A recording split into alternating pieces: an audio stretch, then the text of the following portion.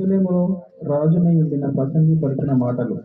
వ్యర్థము వ్యర్థమని ప్రసంగి చెప్పుచున్నాడు. వ్యర్థము వ్యర్థము సమస్తము వ్యర్థమే.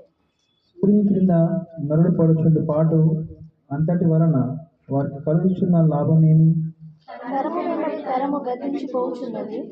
ఎందుకంటే ఎల్లప్పుడూ చూచును. తను ఉదయించు స్థలము మరలా చేరుటకు త్వరపడు. వారి దక్షిణకు పోయి ఉత్తరముకు తిరుగును వచ్చును. నదులన్నయు సముద్రంలో పడును, అయితే సముద్రము నిండుట లేదు.